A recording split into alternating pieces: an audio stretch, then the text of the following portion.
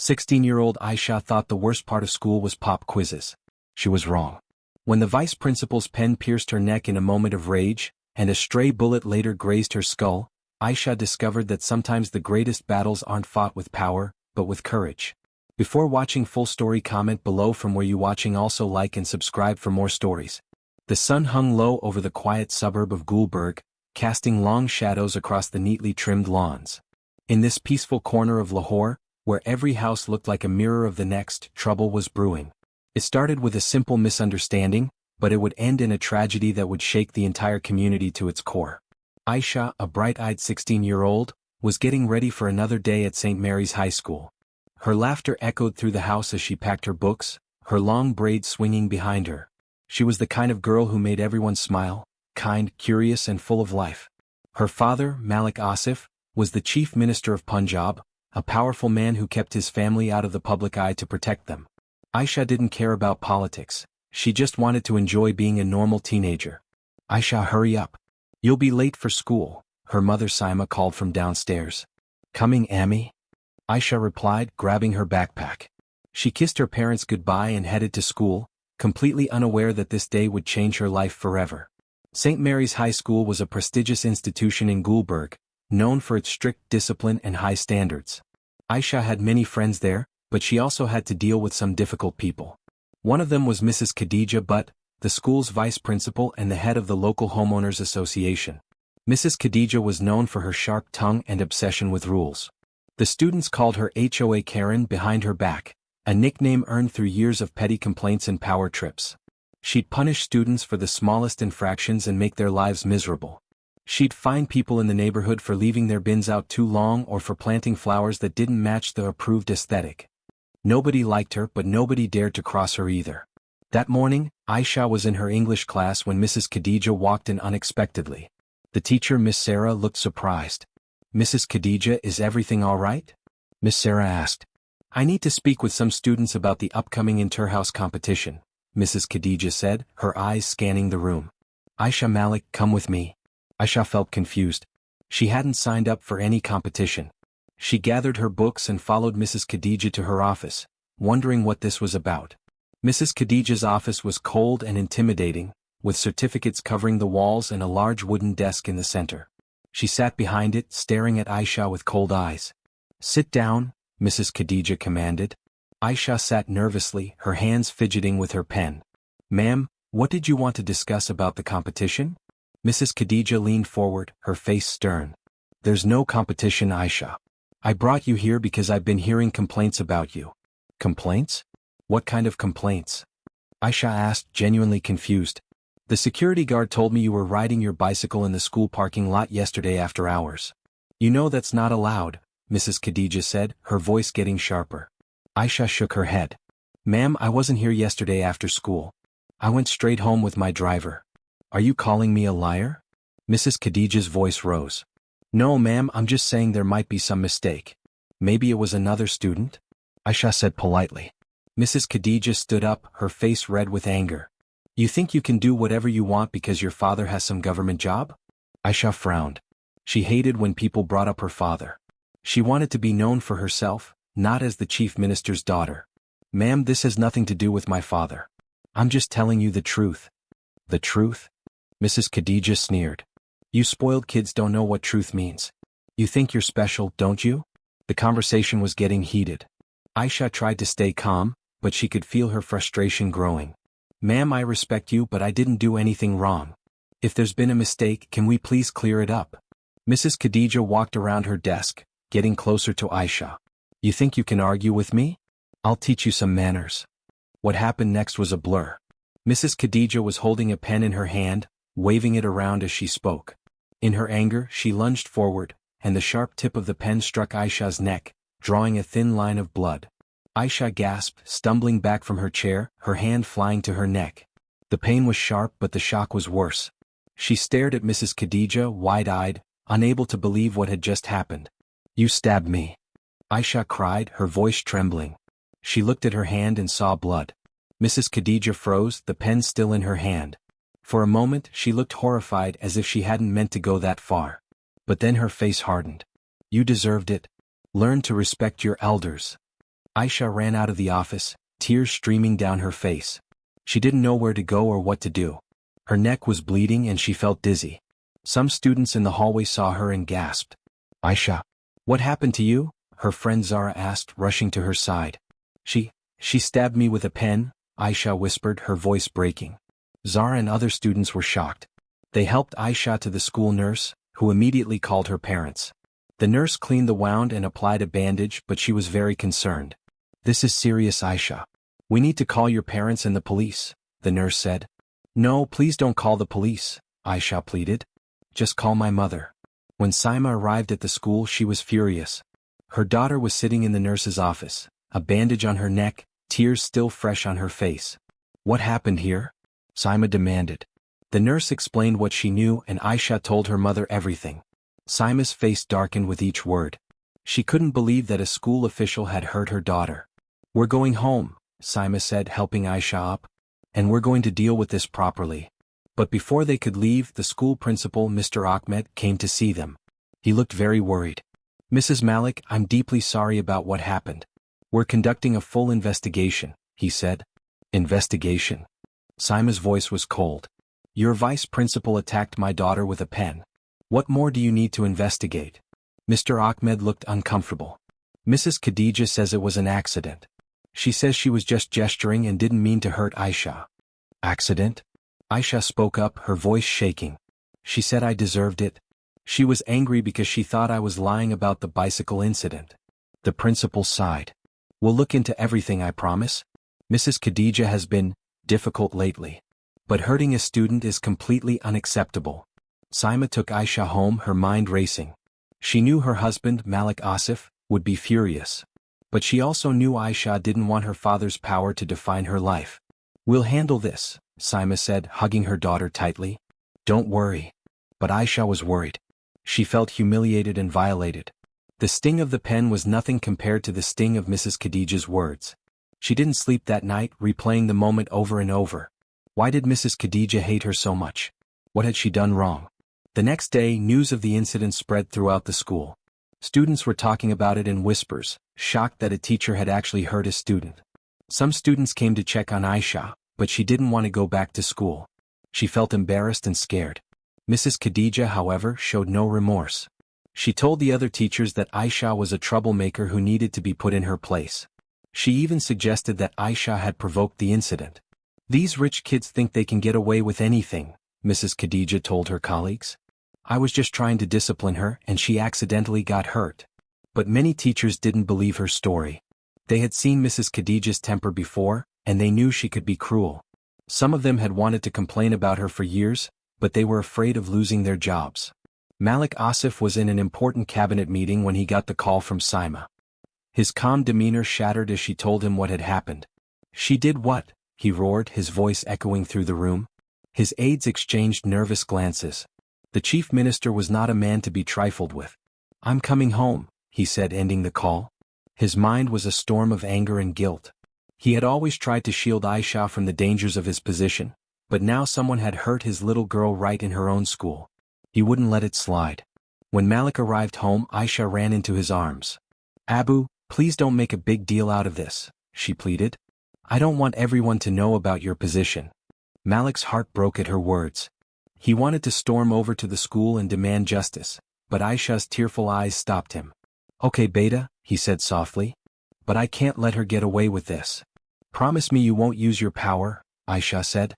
"I want to handle this myself." Malik nodded, though every fiber of his being wanted to make Mrs. Khadija pay. He was the chief minister of Punjab, one of the most powerful men in the province. He could have Mrs. Khadija fired, arrested, or worse. But his daughter's strength amazed him. Even after being hurt, she wanted to fight her own battles. Over the next few days, the tension at school grew. Mrs. Khadija, unaware of Malik's true position, continued her campaign against Aisha. She told other teachers that Aisha was trying to get her in trouble with false accusations. She even suggested that Aisha's parents were trying to sue the school for money. "That girl is trouble," Mrs. Khadija told the other staff. "Her father probably works in some small government office and thinks he's important. They're just trying to get money from us." But the students knew better. They had seen what happened and they supported Aisha. Some of them even complained to their parents, who started asking questions about Mrs. Khadijah's behavior. The real storm was brewing in Aisha's heart. She was a quiet girl, but she wasn't weak. The humiliation of being attacked in her own school ate at her. She started having nightmares, seeing Mrs. Khadijah's angry face, the pen flashing in the fluorescent light of the office. She stopped participating in class activities and became withdrawn. Her spark was fading, and it tore her parents apart to see it. One evening, Aisha overheard her parents talking in their bedroom. "She can't get away with this, Saima," Malik said. "I could have her arrested, fired, banned from working in any school in Punjab. She doesn't even know who I am." "No," Saima replied. "Aisha doesn't want that. She wants to handle this herself." "But she's just a child," Malik said, his voice breaking. "She shouldn't have to deal with this." "She's stronger than we think," Saima said. "Let her try her way first." Aisha's heart sank. She didn't know how to handle it. She felt powerless, but she also felt a growing fire inside her. She wasn't going to let Mrs. Khadijah win. She wanted justice, not her father's justice but her own. Aisha started planning. She wasn't sure what she'd do, but she knew she had to confront Mrs. Khadijah publicly. She began observing her at school, noting her routines. Mrs. Khadijah was predictable. Every morning she'd walk around the school checking for violations. Every afternoon she'd sit in her office writing complaint letters. Aisha's plan was simple. She'd gather evidence of Mrs. Khadijah's cruelty and expose her to the entire school community. She started talking to other students who had been mistreated by Mrs. Khadijah. She found out that she wasn't the only one who had suffered. There was Ahmed, whose science project was destroyed because Mrs. Khadijah said it was too messy. There was Fatima, who was suspended for wearing nail polish that was too bright. There was Hassan, who was humiliated in front of the whole class for asking a question Mrs. Khadijah thought was stupid. "Why don't we all complain together?" Aisha suggested during lunch break. "Are you crazy?" Ahmed said. "She'll make our lives even more miserable." "She's already making our lives miserable," Aisha replied. "At least this way we can fight back." Slowly Aisha began building a case. She recorded conversations, collected witness statements, and documented every incident. She was determined to show everyone what Mrs. Khadijah really was. But Mrs. Khadijah was getting suspicious. She noticed that students were avoiding her more than usual and that they would stop talking when she came near. She decided to take action. One day she called Aisha to her office again. This time Aisha was ready. She had a small recording device in her pocket, hoping to catch Mrs. Khadijah saying something incriminating. "Sit down, Aisha," Mrs. Khadijah said, her voice dangerously calm. Aisha sat, her heart pounding. "Yes, ma'am?" "I know what you're doing," Mrs. Khadijah said. "You're trying to turn the students against me." "I'm not doing anything wrong," Aisha replied, trying to keep her voice steady. Mrs. Khadijah leaned forward. "You think you're smart, don't you? You think you can outsmart me?" "I just want to be treated fairly," Aisha said. "Fairly?" Mrs. Khadijah laughed coldly. "Life isn't fair, little girl. The sooner you learn that, the better." But their conversation was interrupted by a commotion outside. There were loud voices and the sound of running footsteps. Mrs. Khadijah frowned and went to the window. "What's happening out there?" she muttered. Suddenly the door burst open. It was Mr. Ahmed, the principal, looking very agitated. "Mrs. Khadijah, we need to talk." "Now," he said. "I'm busy with a student," Mrs. Khadijah replied. "Aisha, please go back to your class," Mr. Ahmed said gently. "We'll speak later." As Aisha left, she could hear raised voices from the office. She lingered in the hallway trying to hear what was being said. Complaints from parents, unacceptable behavior, investigation. Aisha's heart raced. Had her plan worked? Were people finally listening? Later that day she found out what had happened. Several parents had come to the school together, demanding answers about Mrs. Khadijah's treatment of their children. Word had spread through the parent community about the pen incident, and they were furious. "We want her removed from this school," one parent had said. "She's a danger to our children," another had added. Mr. Ahmed had been forced to promise a full investigation and to consider disciplinary action against Mrs. Khadijah. But Mrs. Khadijah wasn't going down without a fight. She knew she was in trouble and she blamed Aisha for everything. She started spreading rumors about Aisha's family, trying to damage their reputation in the community. "Do you know what kind of people they are?" she whispered to other teachers. "They're using their connections to destroy me." But her plan backfired. The more she attacked Aisha, the more people realized how toxic she was. Even teachers who had been afraid of her before started speaking up. The breaking point came a week later. Mrs. Khadija had been called to meet with the school board about her future at the school. She was angry and desperate, and she made a fatal mistake. She decided to confront Aisha one more time, hoping to intimidate her into backing down. She found Aisha in the library during lunch break, studying quietly. "You think you've won, don't you?" Mrs. Khadija hissed, sitting down across from her. Aisha looked up, startled. "Ma'am? You and your family have been plotting against me from the beginning," Mrs. Khadija said, her voice getting louder. "You think you can ruin my career?" Other students in the library started looking over, sensing trouble. Aisha tried to stay calm. "Ma'am, I just wanted to be treated fairly," she said. "Fairly?" Mrs. Khadija's voice was rising. "You're a spoiled brat who thinks she can get away with anything." The librarian, Miss Fatima, came over. "Mrs. Khadija, please keep your voice down. This is a library. Don't tell me what to do." Mrs. Khadija snapped. "This girl has been spreading lies about me." By now, most students in the library were staring. Some were recording with their phones. Mrs. Khadija was having a complete meltdown, and everyone could see it. "I've dedicated my life to this school," she shouted. "And this little witch is trying to destroy me." "That's enough," Miss Fatima said firmly. "Mrs. Khadija, you need to leave the library right now." But Mrs. Khadija wasn't listening. She was completely out of control, years of suppressed anger and frustration pouring out. She started saying terrible things about Aisha, about her family, about the other students who had complained about her. "You all think you're so special," she screamed. "But you're nothing. Your parents are nothing. I'll make sure you all regret this." The scene was chaos. Students were crying, teachers were trying to restore order, and Mrs. Khadija was still ranting. Finally, Mr. Ahmed arrived with security guards. "Mrs. Khadija, you're suspended immediately," he said firmly. "Please leave the premises." As the security guards escorted her out, Mrs. Khadija looked back at Aisha with pure hatred in her eyes. "This isn't over," she said. But it was over. The video of her meltdown spread quickly through social media. Parents were outraged, students were traumatized, and the school board had no choice but to fire her immediately. Aisha had won, but the victory felt hollow. She had never wanted to destroy Mrs. Khadija's career. She had just wanted to be treated with respect. Now she felt guilty about what had happened. "You did the right thing," her friend Zara told her. "She was hurting a lot of people. But I feel bad for her," Aisha said. "She lost her job because of me." "She lost her job because of her own actions," Zara replied. "You just gave students a voice." The aftermath was swift but complex.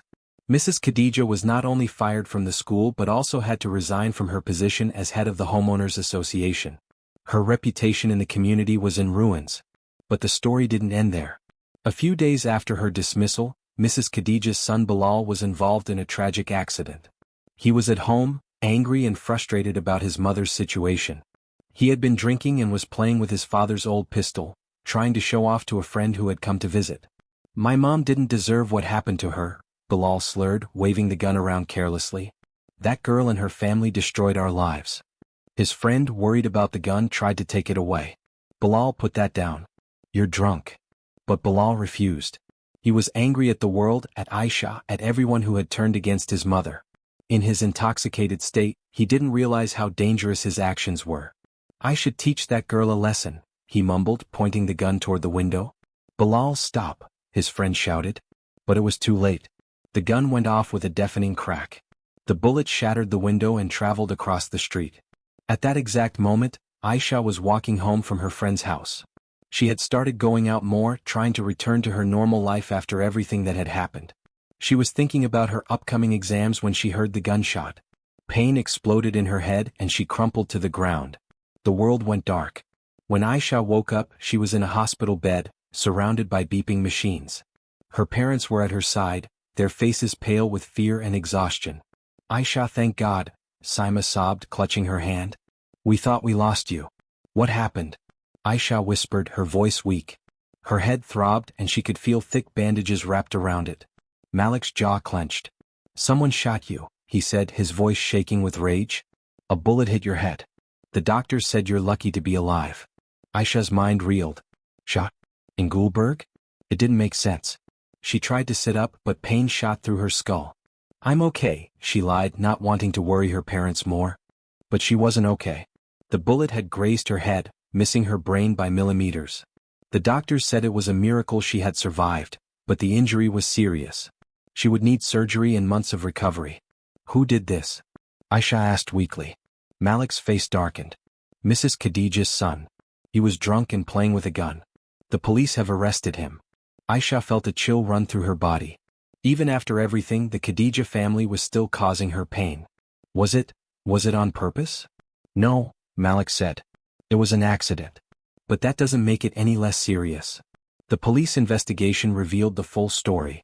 Bilal had been arrested for reckless endangerment and illegal possession of a firearm. He was devastated by what he had done, claiming he never meant to hurt anyone. Mrs. Khadija was also questioned, as the gun belonged to her late husband. When Malik learned all the details, his patience finally snapped. He was the chief minister of Punjab, one of the most powerful men in the province. His daughter had been attacked twice by the same family, and he had done nothing.